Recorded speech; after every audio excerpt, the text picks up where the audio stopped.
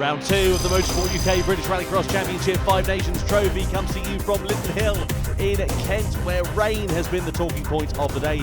They've combined the Super Retro and Retro classes for this final. Jos Sturkins starts on pole position, Lee Wood and Gary Simpson on the outside of the front row. Row 2 is Vince Bristow and Ray Morgan as the lights go green and we go racing. Good start from Lee Wood off the middle of the front row. Ray Morgan gets squeezed, as does Gary Simpson. Vince Bristow, bit of contact there with Alan Tapscott down towards the first corner. I think they all managed to just leave it facing the right way, but it's cost a couple of drivers quite dearly indeed, as Jos Sturkins, the Belgian driver, gets really harried by Lee Wood, as Tony Lynch in the rear-wheel drive mid-engine Toyota MR2 from the back of the field has made his way up into third place. So kept his nose clean, his powder dry, following everybody else's first couple of corner dramas, and Alan Tapp's got in further strife there as he goes off the edge of the jump and has to take avoiding action.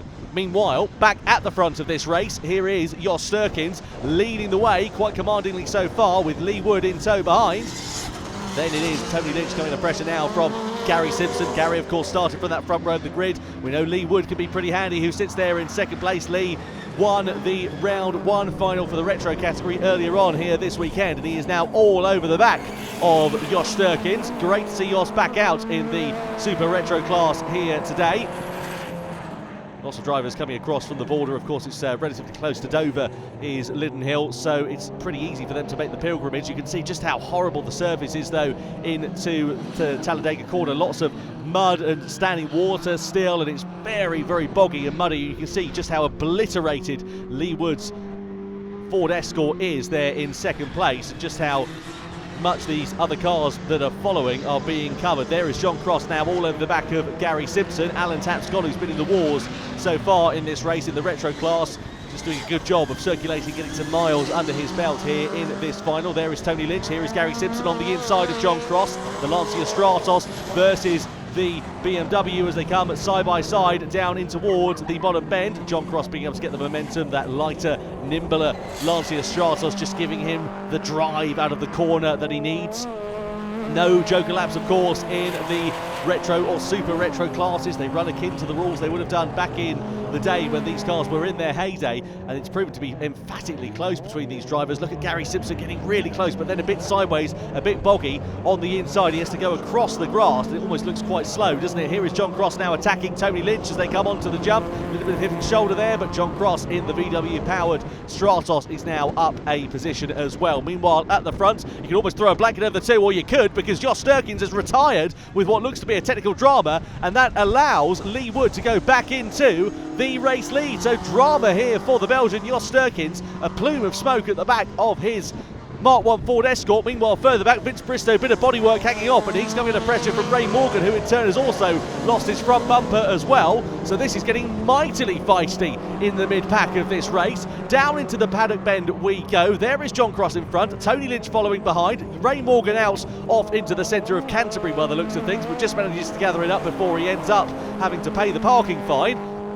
And in towards Talladega go the top two. There is Alan Tapscott right at the back of the field. There's action aplenty wherever you look as Ray Morgan once again gets it wide. I wonder whether he might have more damage than just the front bumper after his dramas. Looks like there's almost a couple of spatters of rain just coming through the air as well. That's the last thing these drivers need. We've had changeable conditions, torrential downpours this morning. It's dried out a bit this afternoon, but you can see it's left the track in an awful state because there's mud wherever you look, there's dust on the tarmac section, and it's really tricky in terms of visibility for these drivers to have to contend with.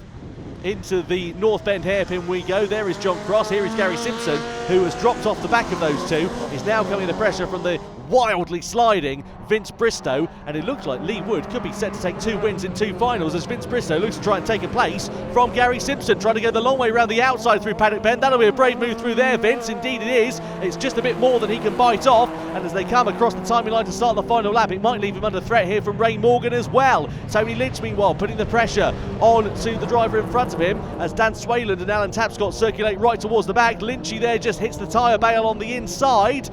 And meanwhile, it is Ray Morgan versus Vince Bristow. Bristow now just dropping back off of the tail of Ray Morgan, and as they go into the Devil's Elbow for the last time, looks like there's a yellow flag out. I assume that's due to the stricken car of Jos Sturkins on the inside of the circuit. Meanwhile, Dan Swayland across the jump for the last time. Great to see him back out in his Mark 1 Escort, being followed by Alan Tapscott. Into the top bend we go for the final time. Ray Morgan with Gary Simpson in front. Here is Lee Wood, though, coming across the line to take 2 wins in 2 finals in the Retro and Super Retro final here. Looks like John Cross is just going to be able to hold on ahead of Tony Lynch as well as he comes across the line. A brilliant result for him with 3rd place at the checkered flag. Gary Simpson then comes home ahead. Meanwhile, Dan Swayland and Alan Tapscott going side by side through the North Bend, down into the bottom of the circuit we go. Tapscott with the inside line, Swayland with no answer to that pace on the final lap, and Tapscott goes through and finishes ahead of the Mark 1 Ford Escort at the checkered flag. But what a drive it is from Lee Wood. 2 wins in 2 finals here at Lydden Hill. The Retro and Super Retros were combined for that race, and it was absolutely fantastic. Bring on the next round.